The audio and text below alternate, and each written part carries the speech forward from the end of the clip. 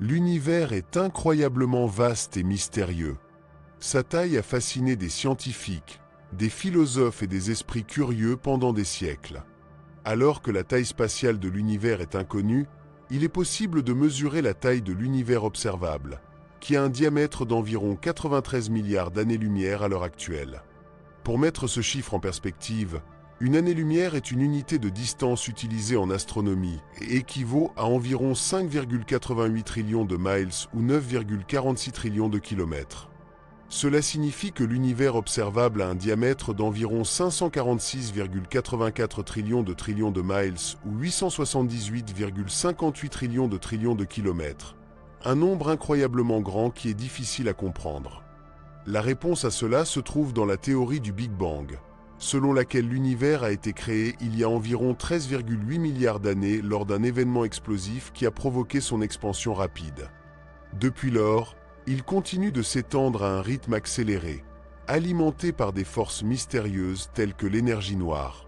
Au fur et à mesure que l'univers s'étendait, la matière a commencé à se regrouper sous l'influence de la gravité, formant des étoiles, des galaxies et finalement des planètes, comme notre propre planète Terre.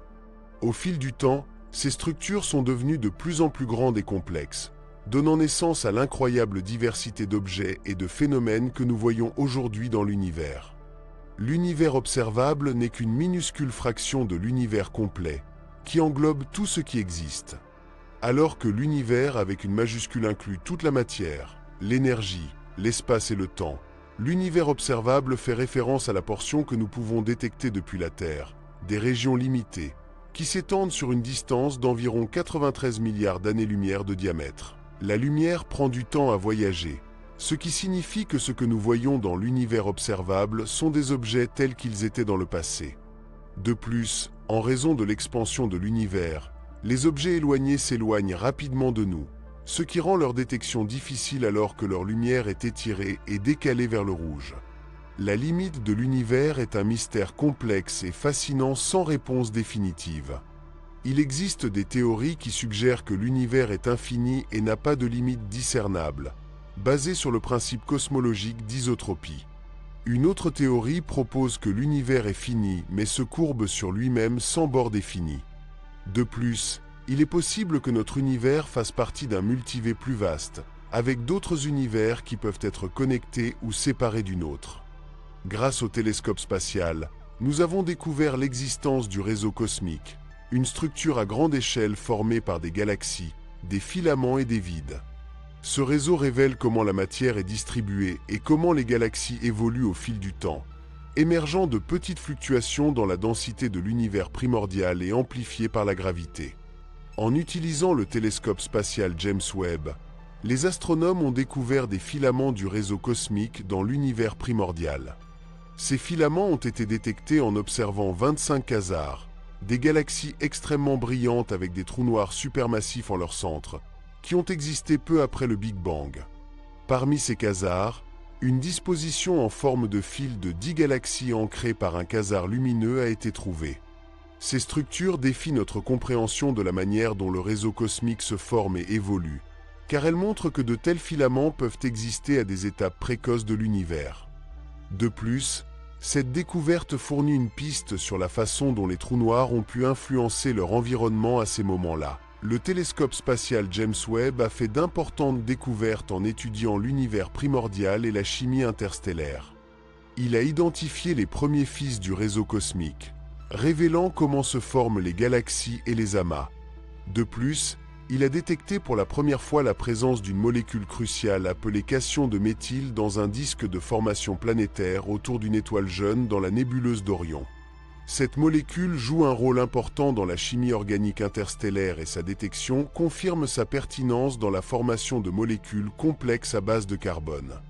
La découverte fournit également des informations sur la manière dont les molécules organiques peuvent se former et évoluer dans les disques protoplanétaires sous l'influence des radiations ultraviolettes. Ces résultats démontrent la sensibilité et la résolution du James Webb, sa capacité à explorer les mystères de l'univers et de la chimie cosmique. Le James Webb a révélé que les galaxies ont dégagé le gaz opaque de l'univers primordial, permettant à la lumière de se propager librement. Cet événement, connu sous le nom de l'ère de l'ionisation, a marqué une étape clé dans l'histoire cosmique. En utilisant le James Webb, les astronomes ont découvert que les galaxies existantes 900 millions d'années après le Big Bang ionisaient le gaz environnant, le rendant transparent.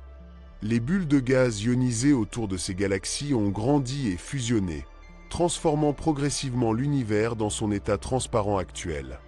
Les galaxies primitives présentent également des caractéristiques surprenantes, telles qu'une formation active d'étoiles et des structures inattendues, défiant notre compréhension de l'évolution galactique.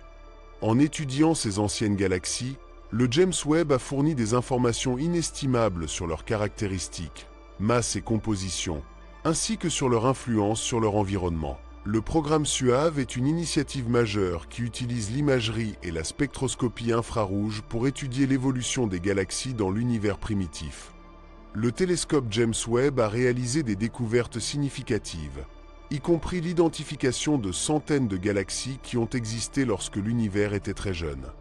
Ces galaxies, certaines des plus anciennes et lointaines jamais observées, fournissent des informations clés sur la formation des premières étoiles et galaxies. Le James Webb tire parti de la sensibilité et de la résolution dans l'infrarouge pour détecter la lumière d'objets très lointains qui ont été décalés vers le rouge en raison de l'expansion de l'univers. Cette approche a révélé des galaxies avec des décalages vers le rouge très élevés, démontrant le pouvoir du James Webb pour étudier l'univers dans ses étapes les plus primordiales. Les anciennes galaxies observées par le télescope James Webb sont très différentes des actuelles.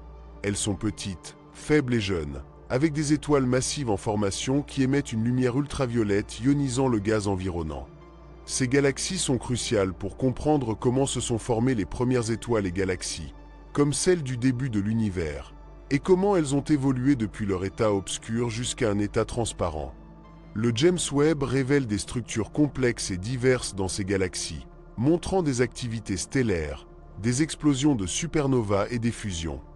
Il a également mesuré la taille de galaxies proches qui nous montrent comment elles croissent et changent avec le temps, avec une sensibilité et une résolution sans précédent dans l'infrarouge. Le télescope James Webb ouvre de nouvelles fenêtres sur l'univers primitif et fournit des données précieuses pour des recherches futures. Enfin, le James Webb étudie la formation des galaxies en observant un proto-amas de cette galaxie qui existait lorsque l'univers était jeune.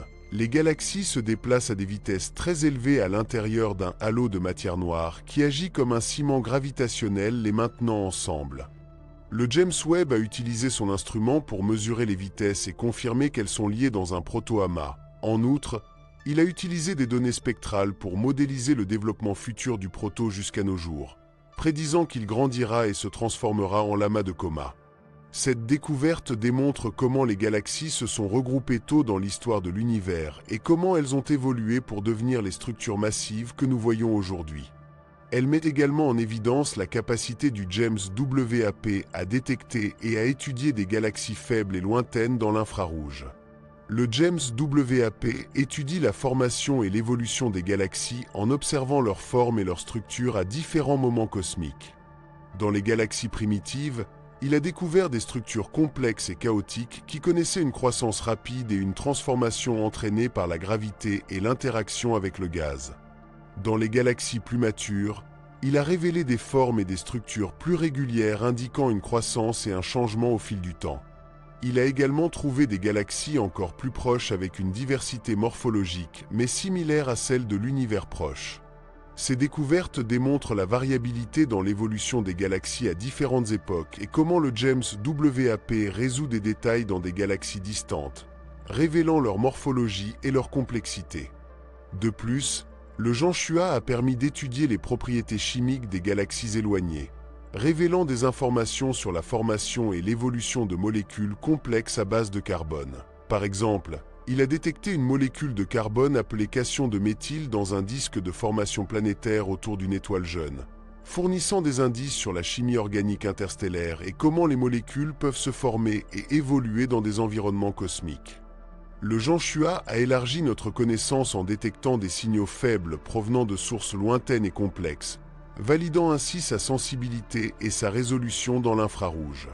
Ces avancées dans la compréhension des galaxies et de la chimie cosmique sont possibles grâce à la capacité unique du James WAP à observer dans des longueurs d'onde infrarouges. Enfin, le James WAP a étudié la distribution et la composition du gaz et de la poussière dans l'amas, révélant des informations sur la température, la densité et l'état du plasma chaud et de la poussière froide. Il a également observé la diversité et la complexité des galaxies dans l'amas, montrant une large gamme de formes, de couleurs, de tailles, de masses, d'âge et d'histoire, ainsi que des signes de formation stellaire, d'explosion de supernovas et de fusion. Ces nouveaux détails fournissent une compréhension plus complète de l'évolution et de l'interaction des galaxies dans le amas de Pandora. L'un des scientifiques les plus éminents ayant vécu sur Terre était le professeur Stephen Hawking. Son héritage reste très important même après son décès, en raison de ses nombreuses contributions à l'astronomie et à la science en général. Beaucoup des théories brillantes de Hawking sont encore prouvées de façon posthume, malgré l'opposition de certains scientifiques. L'une des théories qui sera finalement prouvée avec la nouvelle technologie adéquate est sa théorie sur les trous noirs. Le nouvel équipement est le puissant télescope spatial James Webb, récemment lancé par la NASA. Comme le prouvera finalement le James Webb, la théorie des trous noirs de Stephen Hawking. Les trous noirs sont l'un des phénomènes les plus fascinants et mystérieux de l'univers. Ce sont des zones dans l'espace où une énorme quantité de masse est comprimée dans un espace petit, créant une force gravitationnelle si forte que même la lumière ne peut s'échapper. Ils se forment lorsque des étoiles entrent en collision ou par d'autres méthodes inconnues. La théorie de la relativité générale dit qu'une masse suffisamment compacte peut former un trou noir. L'horizon des événements est le point de non-retour du trou noir, et bien qu'il ait un grand impact sur les objets qui le traversent, il n'a pas de caractéristiques détectables. Un trou noir ne réfléchit pas la lumière et est similaire à un corps noir idéal. Les premiers à considérer des objets avec des champs gravitationnels si forts que la lumière ne peut pas s'échapper furent Laplace au XVIIIe siècle, qui découvrit la première solution moderne. En 1916 et 1958, un trou noir a été défini comme une région de l'espace dont rien ne peut s'échapper. Les trous noirs se forment lorsque des étoiles massives s'effondrent à la fin de leur vie et peuvent grandir en absorbant la masse de leur environnement, en fusionnant avec d'autres trous noirs et en formant des trous noirs supermassifs. Leur présence peut être inférée à travers des interactions avec d'autres radiations électromagnétiques. Si une matière tombe dans un trou noir, elle peut former un disque d'accrétion externe qui se chauffe et entraîne la formation de quasars, des objets très brillants. Les trous noirs continuent de fasciner à la fois les scientifiques et le public, et les contributions de Stephen Hawking, comme l'idée que les trous noirs émettent des radiations, ont révolutionné notre compréhension de ces objets mystérieux. Hawking a proposé que les trous noirs ne sont pas éternels et émettent des radiations de Hawking avant de s'évaporer. Il a également découvert la paradoxe de l'information, qui suggère que l'information de ce qui tombe dans un trou noir pourrait être perdue à jamais. Hawking a proposé que l'information est stockée à la surface des trous noirs sous forme d'hologramme, ce qui est encore à l'étude. Les recherches de Hawking sur l'horizon des événements des trous noirs ont conduit au concept de particules virtuelles et de Hawking. Son travail sur un mur de feu à l'horizon des événements pourrait changer notre compréhension actuelle des trous noirs. Hawking a réalisé des découvertes qui ont influencé de manière significative notre compréhension de l'univers, et son dernier travail a été surprenant pour la communauté scientifique. Hawking remet en question l'existence des trous noirs tels que nous les connaissons et propose une solution à la paradoxe de l'information. Selon la théorie conventionnelle, rien ne peut échapper à un trou noir en raison de son attraction gravitationnelle, ce qui implique que toute information voyageant au-delà de l'horizon des événements est détruite. Cependant, la physique quantique suggère que l'information ne peut jamais être détruite, ce qui entraîne un conflit théorique. Hawking propose que les trous noirs n'ont pas d'horizon d'événements et qu'à la place, ils ont des horizons apparents qui piègent temporairement la matière et l'énergie avant de les libérer sous forme de rayonnement. Ce rayonnement contient des informations originales sur ce qui est tombé dans le trou noir, bien qu'altéré. Bien que Hawking ne soit plus avec nous, son héritage demeure très important pour notre compréhension de l'univers. Le mélange d'informations se produit en raison de la nature chaotique de l'horizon apparent. Par conséquent, nous ne pouvons pas reconstruire quel objet est tombé dans un trou noir sur la base des informations qui s'échappent. De plus, nous ne pouvons pas prévoir la météo à long terme. Hawking soutient que les trous noirs n'ont pas d'horizon d'événements, ce qui signifie qu'ils ne détruisent pas d'informations. L'intrication entre des paires de particules créées autour des trous noirs contredit un principe de la physique quantique. Cela pourrait générer un mur de feu qui incinérerait quiconque passerait à travers l'horizon des événements. Cependant, les murs de feu contredisent le principe d'équivalence d'Einstein, qui stipule que traverser l'horizon des événements devrait être un événement routinier et sans conséquence pour l'astronaute. Hawking a découvert que les trous noirs émettent des radiations, ce qui les fait perdre de la masse et peut éventuellement les faire s'évaporer. La radiation de Hawking suggère que les paires de particules créées autour des trous noirs sont intriquées, ce qui contredit le principe d'intrication monogame de la physique quantique. La recherche récente suggère que chaque particule sortant d'un trou noir est intriquée avec toutes les autres particules déjà sorties. Cela rend impossible la reconstruction de tout objet étant tombé dans un trou noir. Des scientifiques comme Hawking ont essayé de montrer que les murs de feu dans les trous noirs sont impossibles, ce qui a conduit à plusieurs propositions et théories, mais il n'y a pas de solution claire pour le moment. D'autres scientifiques, comme Saskanding et son collègue Maldad, suggèrent que l'intrication pourrait être liée aux trous de verre et pourrait être la clé pour résoudre le débat sur les murs de feu. Bien que Hawking espérait que sa nouvelle proposition conduirait à une théorie plus complète de la gravité quantique, nous ne pouvons détecter aucune différence dans le comportement des trous noirs dans un avenir proche. La théorie de Hawking, selon laquelle les trous noirs effacent l'information, s'est avérée incorrecte et n'a jamais été pleinement expliquée. Avant cela, les physiciens ont tenté de résoudre la paradoxe de l'information des trous noirs en utilisant la théorie des cordes, en liant la physique de la surface d'un objet à son contenu pour permettre à l'information de circuler à travers l'horizon des événements des trous noirs. Cependant, le physicien Girix n'est pas convaincu que la théorie des cordes puisse résoudre le problème et pense qu'il faut plus d'explications pour le résoudre. Il faut trouver une nouvelle solution ou démontrer que la théorie des cordes est correcte. Mais cela n'a pas encore été réalisé. Il croit qu'il y a des questions sans réponse et que l'affirmation selon laquelle la théorie des cordes peut résoudre le problème est prématurée et incomplète. La grande question est, où allons-nous pour résoudre ce problème ? La plupart des physiciens se trompent en examinant l'argument de Banks, selon lequel il avait tort de croire que les trous noirs détruisent l'information.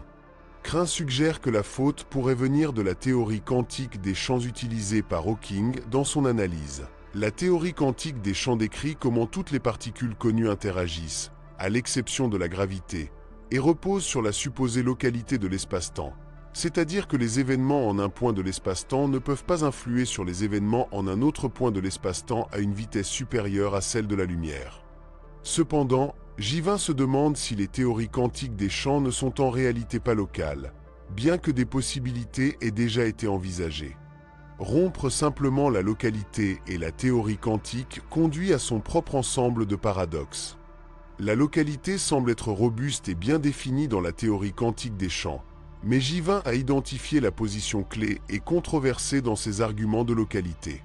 Tout le monde suppose qu'il existe un espace-temps préexistant qui définit ce que signifie que les choses voyagent plus vite que la lumière ou non. Ils ont reçu une subvention pour étudier la physique des trous noirs sans utiliser le concept d'espace-temps préalable. Ils proposent un modèle de trou noir comme un réseau d'espace de Gilbert qui permet la communication entre les espaces à l'intérieur et à l'extérieur du trou noir, ce qui résout le problème de l'information perdue. Cette théorie suggère qu'il n'y a pas d'espace-temps fondamental, mais qu'il n'apparaît que dans des conditions extrêmes, comme dans les trous noirs ou dans l'univers primitif. La théorie pourrait être testée dans de futurs accélérateurs de particules en mesurant les corrélations quantiques pour déterminer si l'information est conservée.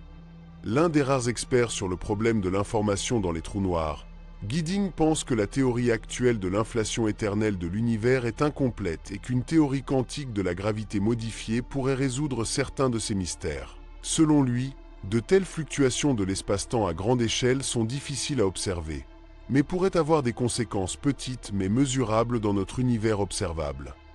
Gidding suggère de chercher des signaux dans des observations cosmologiques peu précises pour tester sa théorie. Le télescope spatial James Webb est un outil qui peut aider les scientifiques à confirmer des théories telles que la gravité quantique, qui pourrait réconcilier les différences entre la relativité générale et la théorie quantique. Le James Webb est le télescope le plus avancé jamais construit, dont le coût s'élève à 10 milliards de dollars. Il a été développé par la NASA, en collaboration avec l'Agence spatiale européenne et l'Agence spatiale canadienne, et a bénéficié de la contribution de plus de 300 universités. Depuis son lancement, le James Webb a déployé avec succès son bouclier solaire à 5 couches et son grand miroir principal, et on s'attend à ce qu'il ait une durée de vie de plus de 10 ans.